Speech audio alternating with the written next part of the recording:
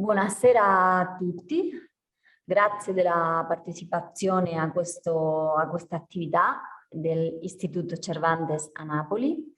E vorrei anzitutto ringraziare la nostra coordinatrice culturale Giovanna Del Velo e anche a Giulia Rico, che hanno lavorato tantissimo per preparare questa attività.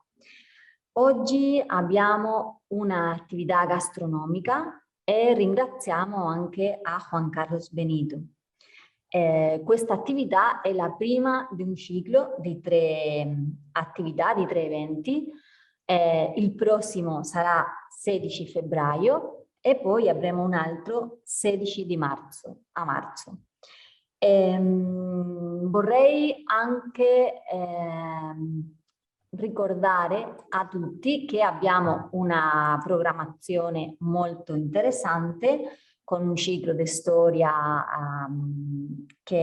dove parleremo di storia contemporanea con il professore Julián Casanova, in collaborazione con l'Istituto Cervantes a Roma.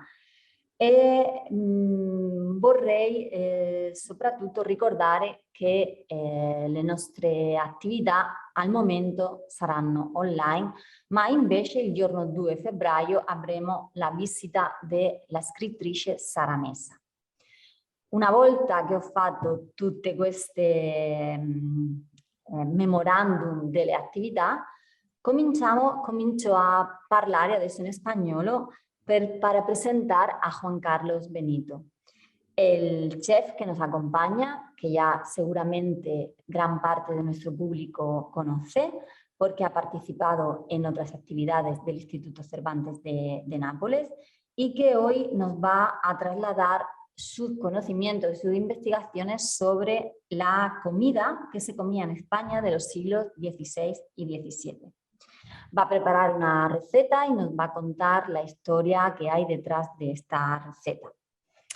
Concretamente nos trasladamos al siglo de oro, donde tenemos distintos documentos, sobre todo la historia del arte, se ha encargado de transmitirnos muchas referencias al ambiente y de alguna forma lo que se comía en el siglo de oro, en este periodo. Pero es verdad que notamos grandes diferencias entre la comida a la que accedía la gran masa del pueblo, las clases populares, y la dieta que había en palacios y en ambientes nobles o aristocráticos.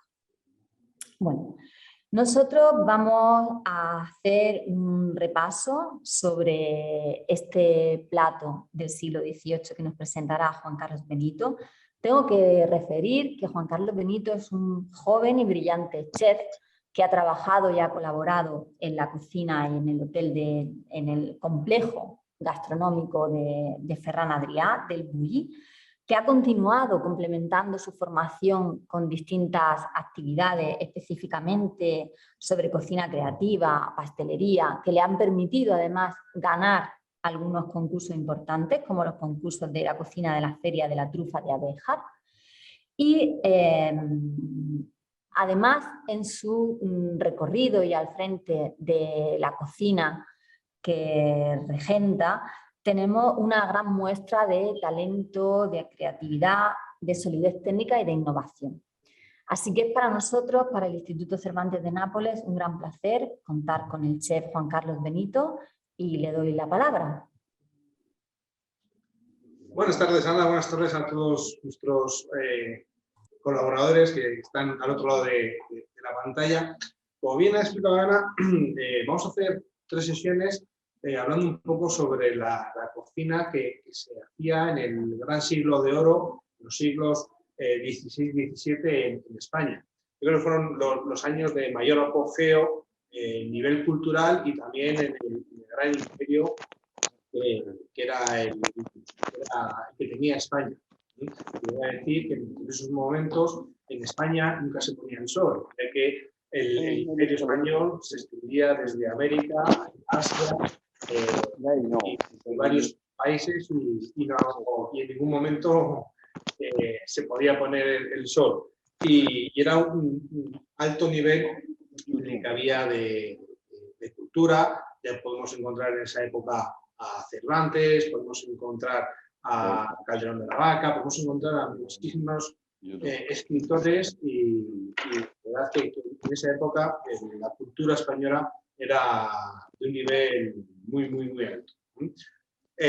A través de estos escritores o a través de estos manifiestos que nos han ido dejando, hemos podido encontrar y descubrir grandes platos que hoy en día todavía conservamos, todavía estamos comiendo y que vemos sus orígenes y su porqué de forma de hacerlos, de entender un poco más la cuestión de esos platos, por qué se hacían o cómo se hacían y el por qué llegaban o por qué los podían comer unas personas o los comían otras. Ya que tenemos que recordar que en esa época de expansión en España había una gran diferencia entre la gente humilde y la gente noble. Y como en la actualidad también hay mucha diferencia en la forma de alimentarse, ya que las personas humildes tenían que alimentarse de lo que les daba la madre tierra, de lo que podían cultivar ellos mismos o de lo que podían cazar en esos momentos, y todo lo contrario de la gente noble que abusaba de su poder y podían alimentarse de cualquier alimento que en esos momentos se les podía un poco antojar a su gusto. Vemos un poco los productos que se manejaban en esa época, los alimentos más cotidianos y lo que podían o solían comer tanto una clase como la otra. Pues sin más dilatación, vamos a empezar con uno de los platos más comunes que se solían utilizar y se comían tanto en la clase noble como en la clase humilde, que son los duelos y quebrantos. Hoy en día no los conocemos así, este plato tal cual, pero es un plato que se sigue haciendo. Al fin y al cabo, es un plato muy sencillo, muy básico y con alimentos muy tradicionales, muy cotidianos que en cualquier casa los podían encontrar. Lógicamente, se ha ido modificando un poco, se ha ido variando y en esa época también admitía muchísima variación de la composición de los ingredientes, ya que se podían modificar unos u otros dependiendo un poco la adquisición de cada familia o de cada casa. ¿En qué se basan los duelos y quebrantos? Al fin y al cabo es una base de un alimento o un ingrediente que tenían en todas las casas, como son los huevos, ¿vale? El huevo de gallina. Toda persona solía tener sus gallinas, las alimentaban y su recompensa era el propio huevo y al final de su vida de la gallina pues podían conseguir hacer caldos, hacer guisos, etc. ¿Vale? Pero durante todos los días era un alimento que les facilitaba, muy económico y que tenía un gran valor nutritivo. En este caso, la única variante de las dos clases, que el huevo estaba dentro de las dos categorías, era el acompañamiento, ya que los duelos y quebrantos es un plato que se basa en una base de huevos revueltos, en el cual se le va acompañando con otros ingredientes. Había gente que podía acompañarlos con lo que más tenían en casa, como puede ser pequeños embutidos, chorizos, salchichones, pancetas, tocinos, etcétera. Todos estos ingredientes se podían ir añadiendo a estos huevos. ¿Por qué viene ese nombre de duelos y quebrantos? Porque, como hemos dicho, es una base de huevo, pero se le acompañaban con estos productos cárnicos que en muchas temporadas del año estaban prohibidos por el tema de religiosos, de cuaresma, etc. Entonces, estos alimentos no se podían incorporar a este plato, salvo a esas personas que estaban un poco débiles, que estaban enfermas o que veían que necesitaban otros alimentos para poderse recuperar. Entonces, ahí sí que se les añadía el huevo con estos alimentos un poco prohibidos en esa época, por esos de duelos, por las personas que están enfermas, y quebrantos porque quebrantaban, rompían la ley religiosa de no poder comer alimentos procedentes del cerdo o alimentos cárnicos. Entonces, de ahí un poco la historia de este nombre de duelos y quebrantos. Pero bueno, al fin y al cabo, la base es huevos y un alimento cárnico, puede ser chorizo, panceta, jamón, cualquier otro alimento que queramos. Lo que se hace es simplemente en una sartén se rehoga un poquito lo que es la parte carnosa, el chorizo, la panceta, etcétera, y le añadimos unos huevos simplemente sin batir y sin nada, con un poquito de sal, y dentro de la propia sartén, dentro de la propia cazuela, lo que hacemos es mezclarlos con el calor que tiene la sartén, suficiente para hacer estos huevos rotos, hacer esta elaboración de quebrantos y duelos y quebrantos. Simplemente mezclamos esa parte cárnica con el huevo roto. Nos tiene que quedar, no tenemos que hacer una tortilla rota, no tiene que ser, no tiene que ser una cosa muy seca, sino lo que tenemos que hacer es cuajar bien la clara para que pierda esa textura blanda, si nos vuelve una textura un poquito más rígida, pero la yema de huevo nos tiene que servir con un poquito de salsa, nos tiene que quedar una parte muy, muy jugosa. Entonces, simplemente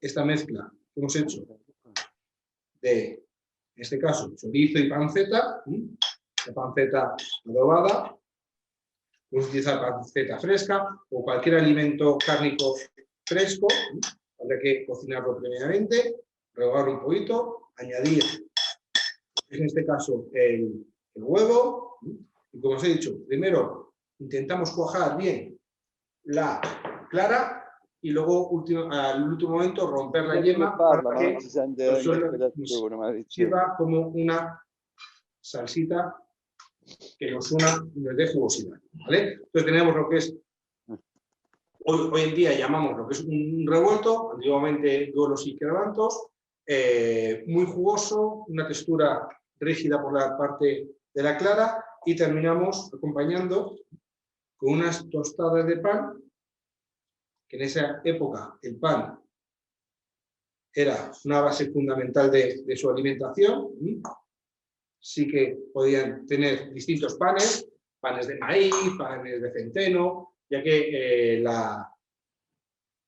cultivaban muchos tipos de cereales y conseguían hacer panes que les duraba mucho tiempo, y era una alimentación, era un alimento que estaba presente en todas sus comidas. Y aquí tendríamos nuestro primer plato de la cultura del siglo de oro, como son los duelos y quebrantos, que hoy en día lo hemos derivado a lo que sería unos huevos rotos, unos huevos revueltos, con, en este caso, chorizo y panceta, que eran los alimentos básicos que se solían utilizar.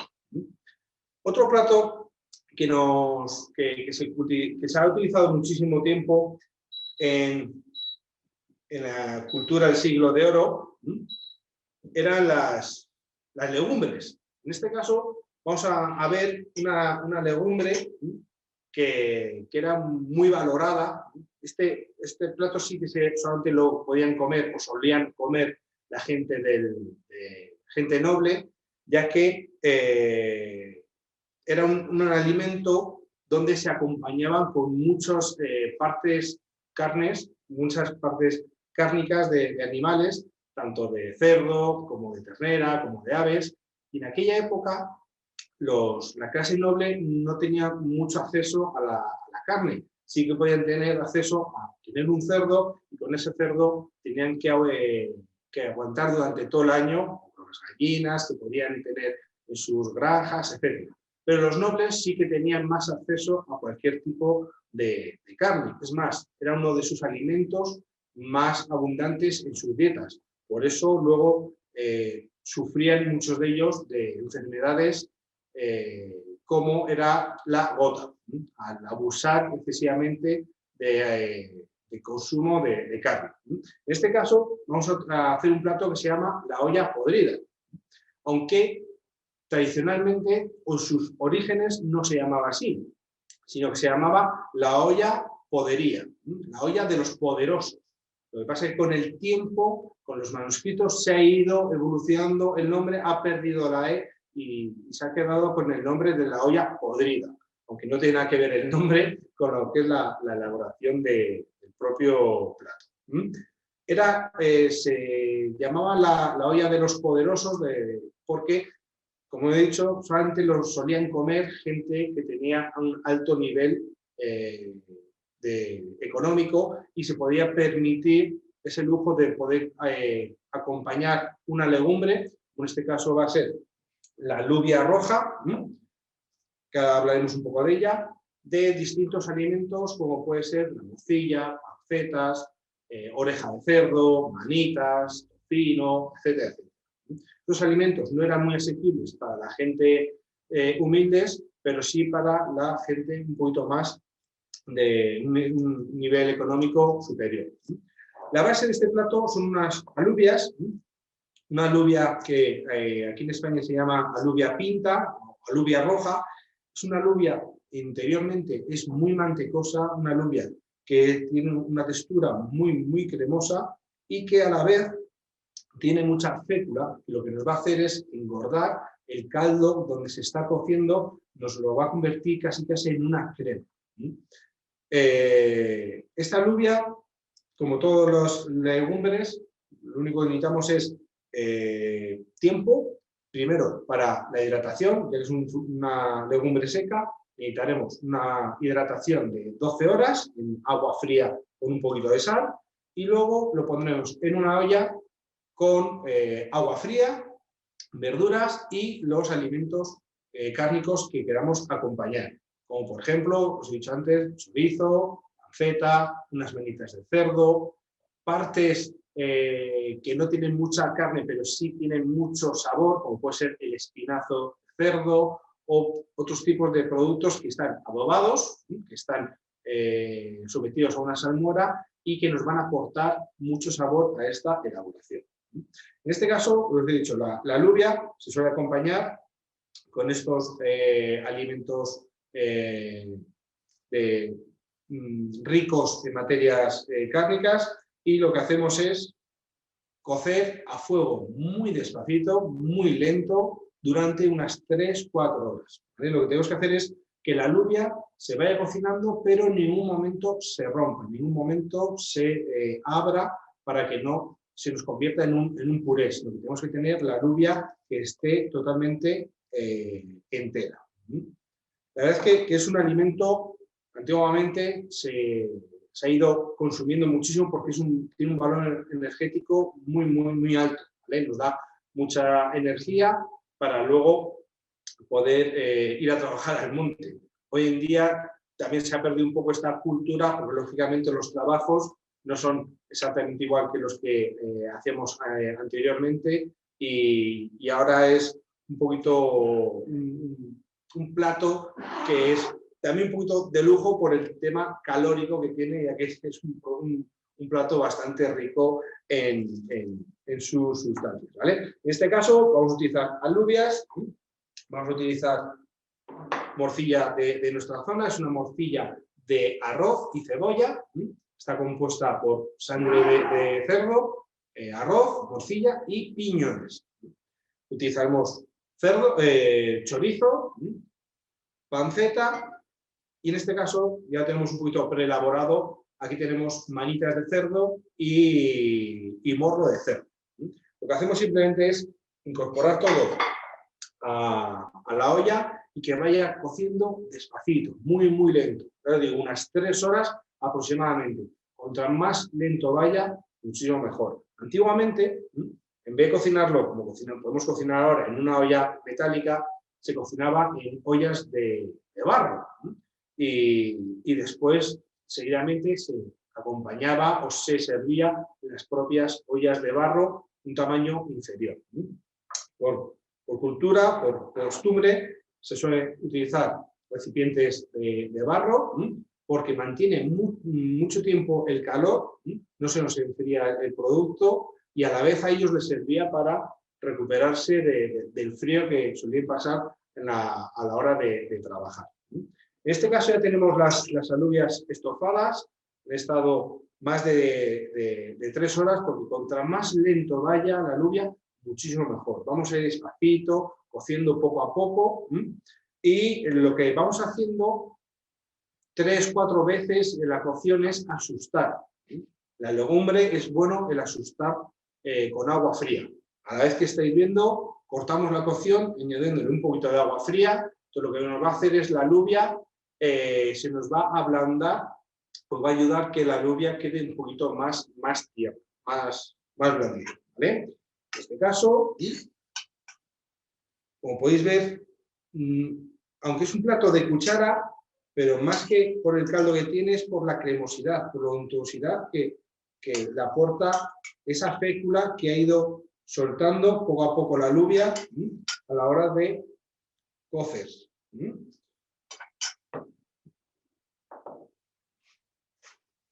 Según va cociendo, la alubia va poco a poco soltando su fécula interior y nos va espesando un poco el propio caldo. Como seguro que lo entendéis igual, con el ejemplo que os voy a decir. Igual que se hace con el risotto, lo que hacemos es que el grano de arroz vaya expulsando el almidón para que nos vaya espesando un poquito el caldo exterior. En este caso, con las legumbres pasa exactamente lo mismo. Lo vamos cociendo despacito, con ese chup-chup, ese burbujeo que va produciendo, y con el tiempo lo que nos va a hacer es espesar el caldo alrededor y nos va a engordar un poco esa textura. Aquí solamente tenemos lo que son las alubias.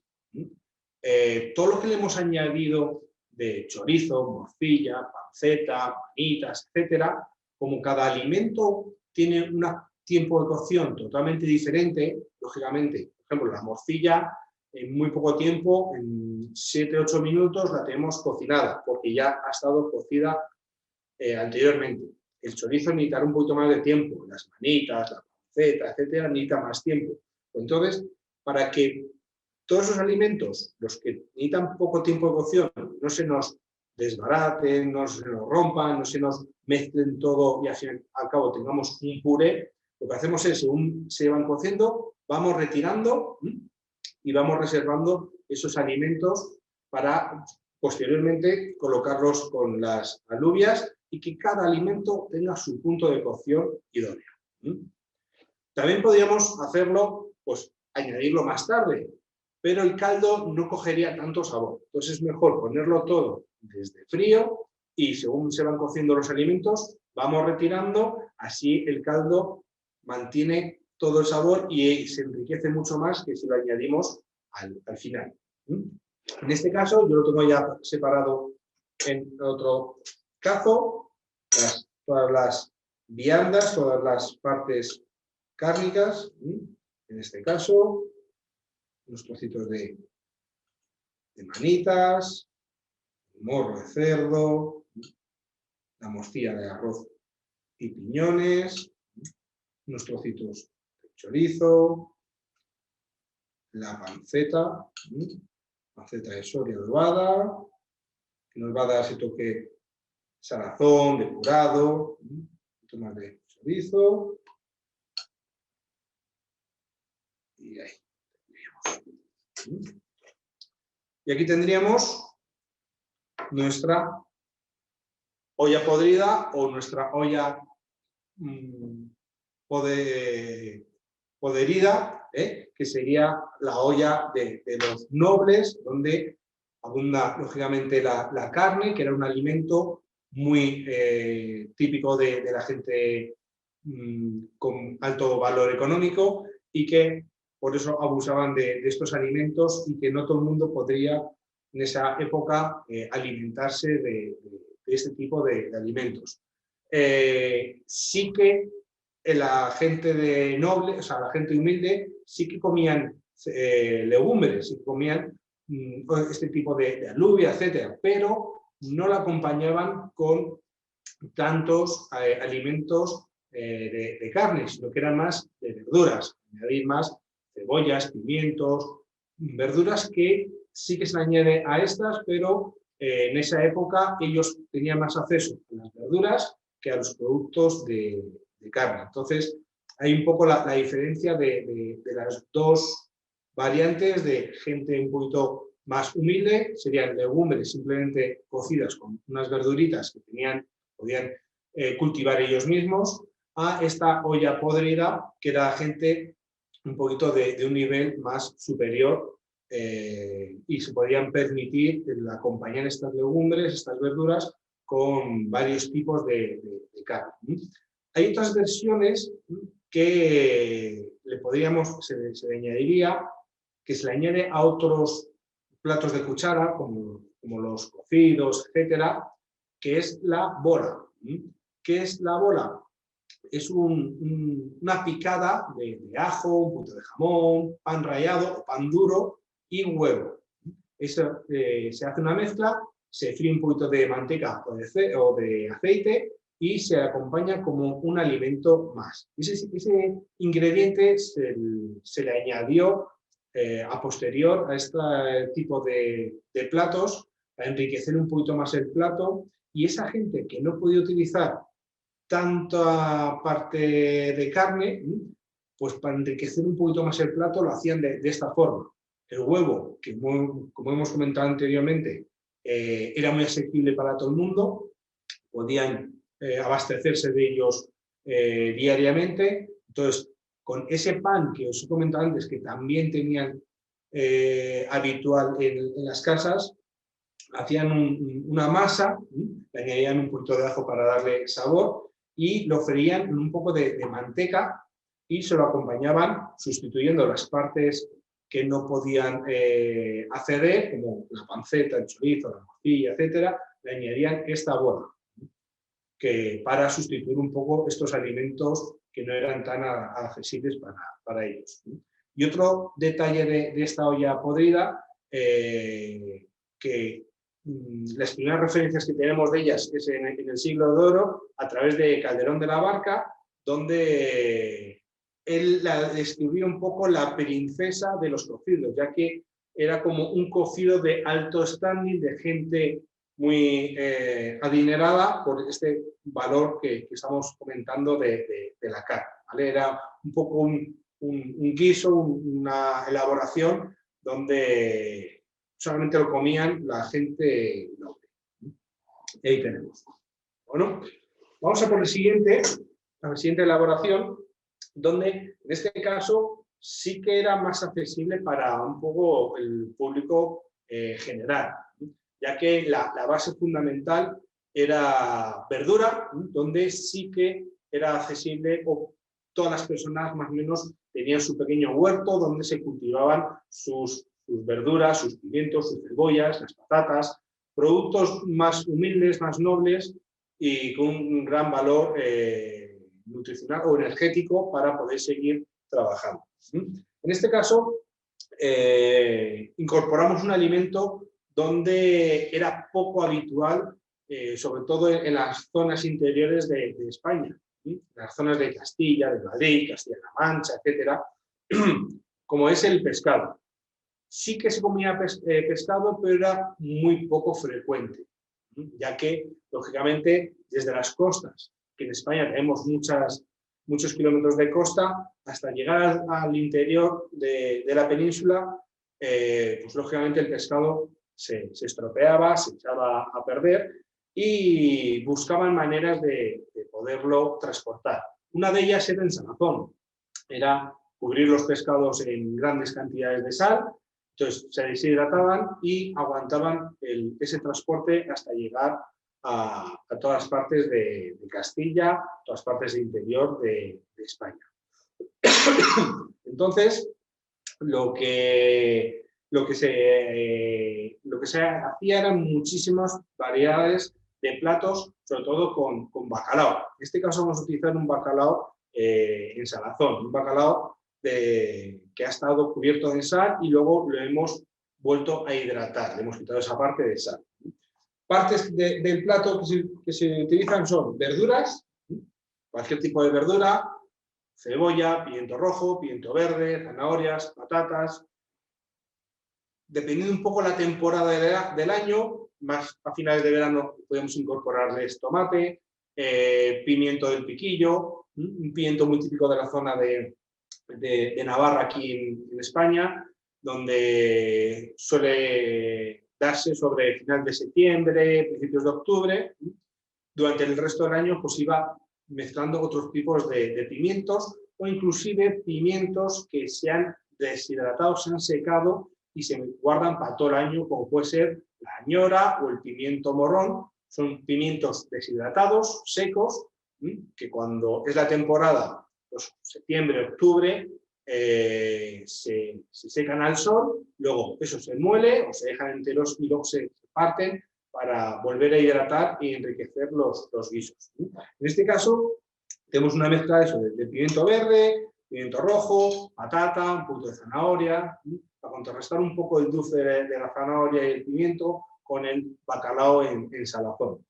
Y lo que vamos a hacer es el bacalao que hemos tenido salado, lo vamos a desalar. Pensad que el bacalao viene totalmente deshidratado con una capa gruesa de sal. Lo que hacemos es lo lavamos muy bien para quitarle toda la sal exterior y lo vamos a tener sumergido en agua unas 12-24 horas, dependiendo un poco el grosor del lomo. Si es un lomo bastante gordito, bastante grueso, lo tendremos unas 24, inclusive 48 horas. ¿Vale? Si son unas partes más finas, unas 12-24 horas nos va a ser suficiente. Lo que vamos a hacer es dos opciones. Lo tenemos en agua un poco circular, ¿vale? Que el agua entre y salga para que vaya arrastrando la sal, o cada 4 o 5 horas cambiamos ese agua. Quitamos ese agua para que vaya quitando la sal, volvemos a introducir el bacalao en otra sal limpia, o sea, en otra agua limpia, y así cada 4 o 5 horas las vamos cambiando para que esa sal sea arrastrada por el agua. ¿Vale? Una vez que tenemos el bacalao desalado, aunque es desalado, siempre tiene un puntito más alto de sal, tiene que tener un toque salado. ¿Vale? Pues como el jamón serrano o el jamón ibérico, tiene un puntito de sal un poquito elevado por la curación que ha tenido. Pues en este caso con el bacalao pasa exactamente igual. Vamos a tener un bacalao con mucho más sabor, pero un poquito tirando a salado. Lo que hacemos es, las verduras las cortamos en cuadraditos o en juliana, en tiras, y las vamos salteando un poquito de aceite de oliva. Añadimos todas las verduras a la vez para que a la hora de comer tengamos diferentes texturas. Lógicamente, el pimiento verde es un poquito más duro que el rojo, o que una zanahoria, o que la cebolla un poquito más dura que el resto, etc. Entonces, añadimos todas a la vez para que a la hora de comer tengamos distintas texturas y sea un poquito más divertido ese bocado, que no sea una pasta de verduras que vayamos comiendo y sea un poquito aburrido, ¿vale? En este caso, a mí me gusta que a la hora de comer encontrar alguna parte crocante de esas zanahorias o de esa patata un poquito crunch. Y lo que vamos a hacer es simplemente estas verduritas que tenemos con esa patata, ese pimiento verde, esa zanahoria, colocamos un poquito de base. Como os he dicho,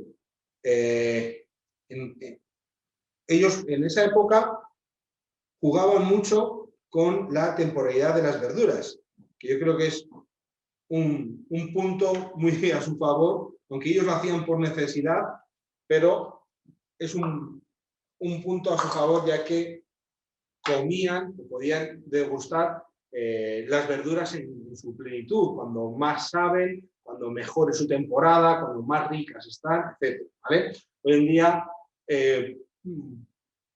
por bien o por mal, tenemos todas las verduras casi todo el tiempo, ¿vale? Entonces podemos jugar un poco más bien con las verduras que nos gusten. Podemos añadir tomate, podemos añadir esas ñoras o ese pimentón, ese pimiento seco, podemos añadir Coliflor, ¿nos gusta la coliflor? Pues la coliflor un poquito rallada va estupendamente también. Que nos gusta cualquier otro tipo de verdura, calabacín, perfecto, ¿vale? Entonces, al fin y al cabo es hacer una pequeña fritada y a continuación colocar el bacalao que simplemente hemos desalado, como os he explicado, con ese ritual del agua, para que vaya expulsando todo el agua, y una vez que tenemos el bacalao desalado, lo que hacemos es lo sumergimos en un poquito de aceite de oliva durante 6-7 minutos para poder extraer sus láminas. Tenemos aquí unas láminas de bacalao que colocaremos encima de las propias verduras. Las verduras las condimentamos con un poquito de aceite de oliva y nada más. No le añadiremos sal porque el bacalao nos va a aportar el toque de salitre, ¿vale? Ese toque de salazón. Cubrimos las verduritas con las láminas de bacalao.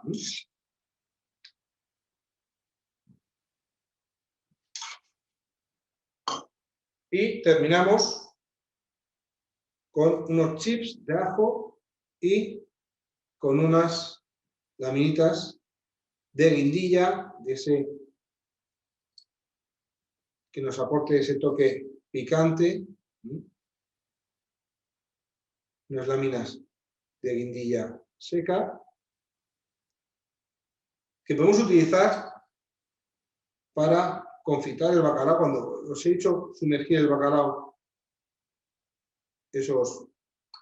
en aceite de oliva, podemos utilizar en ese aceite de oliva, podemos aromatizarlo con el ajo y la guindilla, y luego esa guindilla y ese ajo lo utilizaremos de decoración en el bacalao. Tenemos abajo nuestras verduritas, acordados, diferentes texturas, unas más crocantes que otras, las láminas de bacalao, y terminamos con esa guindilla y esos chips de ajo de la confitura del propio bacalao.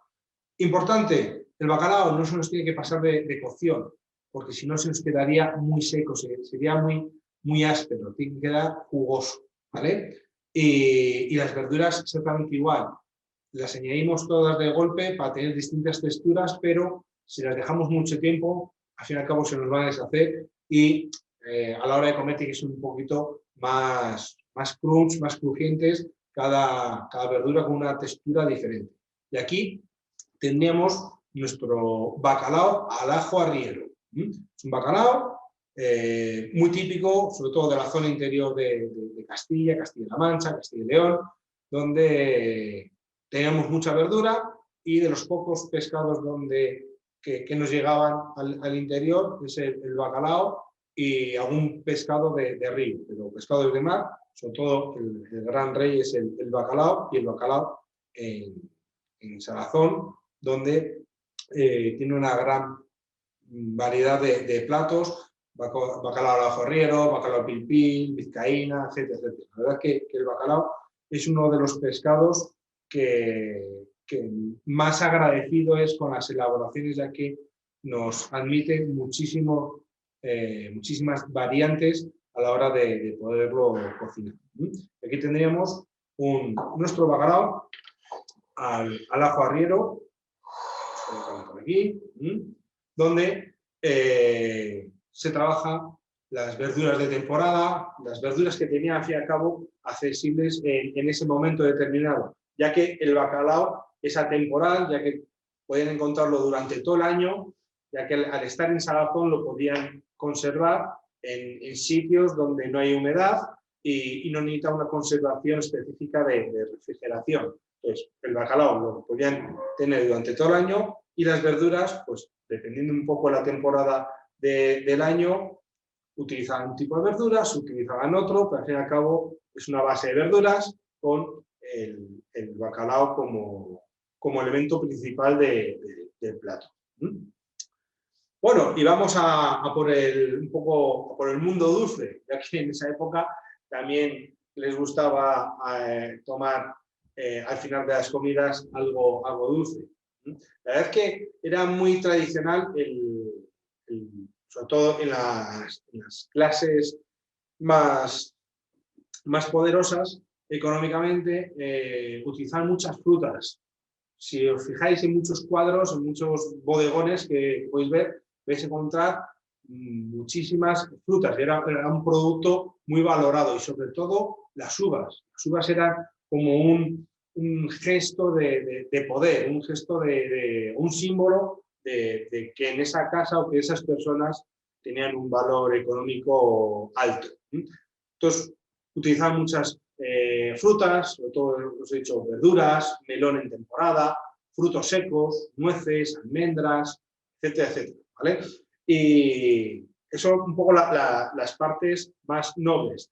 Las clases humildes, pues como en otros tipos de platos, utilizaban los ingredientes que se encontraban en el día a día, lo que podían utilizar y que tenían en casa. ¿Qué tenían? Pues normalmente, siempre os he dicho al principio, huevos siempre tenían, y leche, porque solían tener gallinas, alguna vaca, algún cerdo, etc. Entonces, los alimentos que tenían diariamente, huevos, leche, el pan que iban ellos mismos elaborando semanalmente o inclusive temporalmente, porque les aguantaba muchísimo tiempo. Entonces, con esos ingredientes, la verdad es que podían realizar muchísimos postres, muchísimas elaboraciones. Y uno de ellos era la leche frita. ¿Qué es la leche frita? La leche frita, en sus orígenes, como su propio nombre indica, lo que hacían es cogían leche y la ponían a cocer con harinas o con restos de pan que tenían, y la enriquecían con alguna yema de huevo o con algún huevo. Y lo ponían a cocer, y cuando ya al cocer tanto rato, la propia leche espesaba y dejaba como una crema bastante densa. Entonces la dejaban enfriar y una vez que estaba fría, lo que hacían era la cortaban, la rebozaban por huevo y la freían. Ya que los alimentos calientes tenían muchísimo más valor que los alimentos fríos. Entonces, por un lado, espesaban la leche, que era un alimento que diariamente conseguían de sus vacas, lo enriquecían con huevos, que eran otro alimento que era muy habitual en las casas, y con esos restos de pan o de harinas que tenían, con eso lo espesaban. Entonces, una vez que lo tenían espeso y frío, lo porcionaban, lo cortaban o hacían pequeñas porciones, lo pasaban por harina o huevo y lo freían en una materia grasa. Y eso era lo que era la leche frita. Hoy en día se ha ido perfeccionando un poquito este alimento, pero la base, al fin y al cabo, sigue siendo la misma. Es una base de leche, la cual se espesa a través de harinas, de maicena, o sea, harina de maíz, harina de trigo, etcétera. Se enriquece con las propias yemas de huevo y una vez que esté fría, se porciona, se corta, se reboza y se fríe. En este caso, antiguamente se acompañaba pues, con miel o con cualquier parte dulce que podían tener a su alcance. Hoy lo que hacemos es rebozamos la propia leche frita con una canela, con azúcar y canela. Lo que hacemos es que quede una capa exterior muy finita, amodellada, y por dentro quede muy, muy cremosa y muy jugosa. Es un postre muy, muy típico español, y que las primeras nociones que tenemos de él es del siglo XVI, que era una elaboración que hacían muy habitual con esos restos que os he comentado de alimentos que podían tener por casa, como la leche, huevos, pan, etc. Y que a la vez les daba muchísimo valor energético para poder seguir trabajando, y también les proporcionaba calor en temporadas de frío, igual que la olla podrida o la olla de podería. Y esto es un poco la oferta que os he querido traer en la primera sesión de la cocina del siglo XVI-XVII, el siglo de oro. Recordamos un poco los duelos inquebrantos, ese huevo revuelto que utilizaban de normal para alimentar a esa gente que estaba un poquito débil y que necesitaban reforzar su sistema inmunológico o recuperar esas energías de cualquier enfermedad. La olla podrida o olla de podería, donde era una elaboración, un potaje de clases más altas, pero también podemos encontrar la versión de la olla podrida, donde no utilizaban partes cárnicas, utilizaban más ese formato que os he comentado de la bola, ese huevo con pan rallado, con pan duro, que posteriormente se freían y se cocían ligeramente en las alubias para que absorbiesen un poquito más del jugo. El bacalao ajo arriero, con esas bases de verduras, normalmente de temporada, esas verduras que tenían día a día y que utilizaban con esa base del propio bacalao, que era de los pocos pescados de mar que se consumía en esa época, lógicamente en el interior de España, ya que en las costas podían tener pescados frescos, en este caso utilizaban en el interior el bacalao, por eso hay muchísimas recetas de bacalao en España, porque era un producto donde era muy frecuente encontrarlos en las casas y es un pescado donde es muy amable para cualquier tipo de elaboración. Y un postre de principios del siglo XVI, como es la leche frita. Esa leche espesada a través de harinas, a través de panes, de restos de pan, enriquecida con huevo y posteriormente rebozada y frita para darle una textura más cremosa y un valor mayor al servir un postre en caliente. Y esto es nuestra primera oferta que hacemos de esta comida, de esta cocina que se hacía en esos siglos. No sé si, Ana, tenemos alguna pregunta por ahí. Sí, pues tenemos bastantes preguntas en el chat porque este tema despierta muchísima curiosidad. Entonces, yo no sé si nuestra compañera Julia ¿O quieres?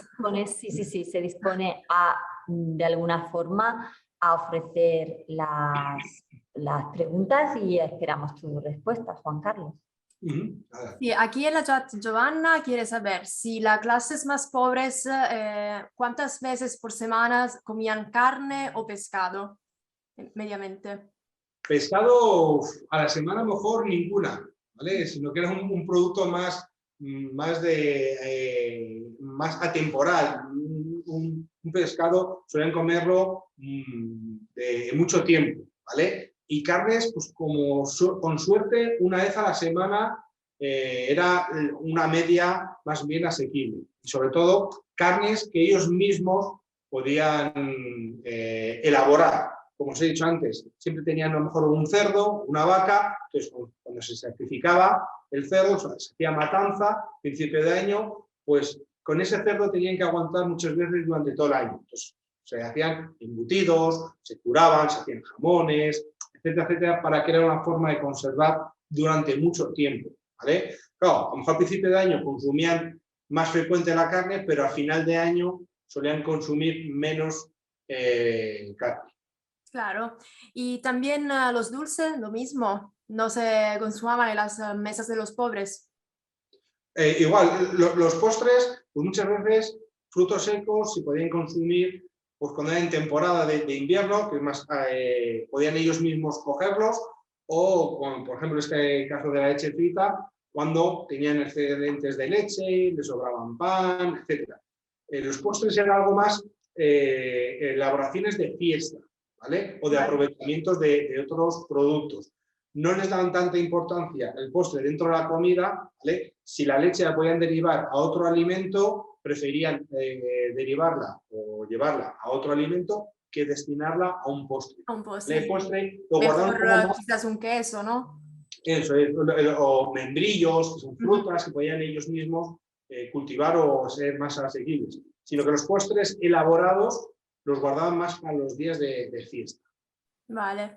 Y también quiere saber si la harina y la fruta si eran caros a la época. La fruta sí, la harina no tanto porque ellos mismos, la gente humilde lo solían producir ellos y transformarlo. Y escogían el trigo, por ejemplo, lo limpiaban, lo filtraban, lo machacaban, hacían sus propias harinas, trigo, de avena, de centeno, etc.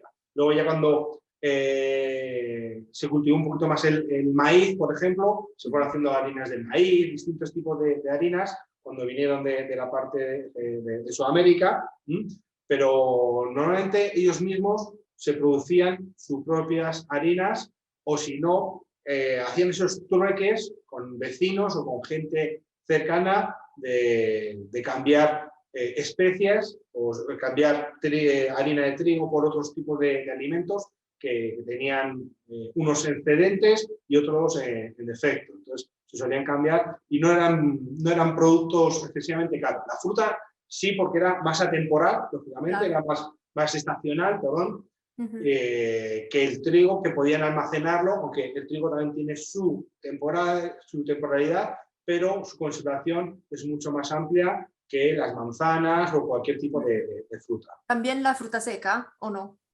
Sí, era una forma de conservarla, pero la fruta seca la poseían las altas clases porque al tener excedentes de fruta dedicaban parte a deshidratarla o a secarla para consumirla durante todo el año, ¿vale? La gente humilde, como no tenían excedentes de frutas, no era costumbre el utilizar fruta seca para sus elaboraciones. Claro, claro, gracias. Y la última, Luisa Notari quiere saber si el postre que hemos hecho hoy si se encuentra en España normalmente. Sí. La leche frita es un postre muy típico. Nosotros mismos, en nuestra sección de catering, la ofrecemos en cócteles, etc. Es un postre que todo el mundo conoce y que está muy apreciado. La verdad es que es un postre muy sencillo de hacer y que gusta muchísimo a la gente. Y es un postre que se sigue haciendo ya más enriquecido, con técnicas un poquito más refinadas, pero la base es la misma. Es una leche espesada con harinas, una harina de maíz, una harina de trigo, enriquecida con yemas de huevo y posteriormente frita, y el toque dulce se lo damos en el rebozado del azúcar y la canela. Bien, perfecto, gracias. Si no hay otras preguntas, no sé. Creo que no. Bueno, en siguientes sesiones veremos cómo platos, como la leche frita en este caso, nos han llegado hasta nuestros días. El cocido madrileño, veremos por qué son platos también de estas épocas y nos ha llegado hasta nuestros días. Porque otros tipos de elaboraciones. Veremos otros postres, como bien has comentado, son a base de quesos, porque sí que era un producto que podían conservar, ¿vale? En el largo tiempo. Igual con esos excedentes de leche, elaboraban quesos que lo estiraban al mundo dulce o al mundo salado. Vale. Otras elaboraciones. Gracias. Sí, bueno, yo creo que también es importante comentar cómo todo esto dulce, Juan Carlos, tú lo sabrás mucho mejor que yo, y todos estos platos, esta gastronomía, está muy relacionada con el calendario litúrgico, ¿no? Porque España es una... No sé si me escucháis. Sí. Ah, vale.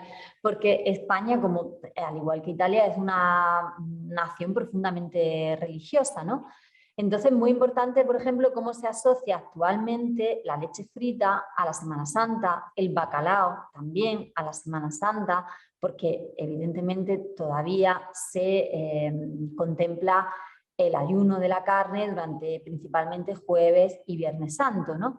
Entonces es también un tema muy bonito por explorar, ¿no? Todo el calendario litúrgico y las manifestaciones gastronómicas, porque en este momento de esta España, el contexto histórico de la España del siglo de oro, es una España donde religión y política andan estrechamente de la mano, donde los grandes pintores responden todavía a encargos religiosos y efectivamente la religión está muy presente tanto en el calendario oficial del Estado español como en la vida de todas las familias españolas del momento, ¿no?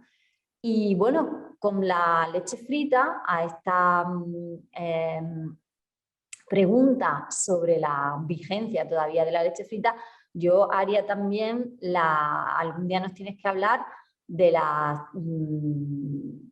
¿cómo se llama? Se me ha ido ahora mismo, del pan de Calatrava, de todas las versiones de las torrijas, que también son versiones de pan y leche con un complemento dulce, ¿no? Sí, de cocina un poco de aprovechamiento que al fin y al cabo se basa en los elementos que eran cotidianos y que eran más accesibles, la leche, el pan, los huevos, porque era de las pocas cosas que tenían. Y como bien decías, España, sobre todo parte de gastronómica, se basa mucho o seguía una regla religiosa, el tema de Cuaresma. Podemos encontrar potajes de vigilia, se llaman, eran potajes hechos con partes de carne, de cerdo, de morcilla, etcétera, etcétera. Se hacían con verduras, con espinacas y con bacalao. Los doros y crebantos es un plato donde se les permitía en esas temporadas de Cuaresma, de vigilia, a la gente enferma el poder degustarlos y saltarse un poco esas prohibiciones de comer carne. Y como bien decías, la leche frita es un plato muy típico de Semana Santa, aunque muy típico de Semana Santa, igual que las torrijas, igual que los buñuelos de viento, etcétera, etcétera. Iremos viendo otros tipos de elaboraciones también muy de esa época, que la religión era muy importante, o era un poco como decía, que está muy involucrada con el tema político, era la que dirigía un poco la sociedad. Muy bien, Juan Carlos, pues muchísimas gracias. He aprendido muchísimo, he tomado nota sobre todo de la receta del bacalao, porque soy una auténtica fan del bacalao, y te esperamos el 16 de febrero. Exactamente, aquí estaremos con elaboraciones nuevas y con mucha más historia de España y su cultura gastronómica. Muchísimas gracias, hasta pronto. Hello.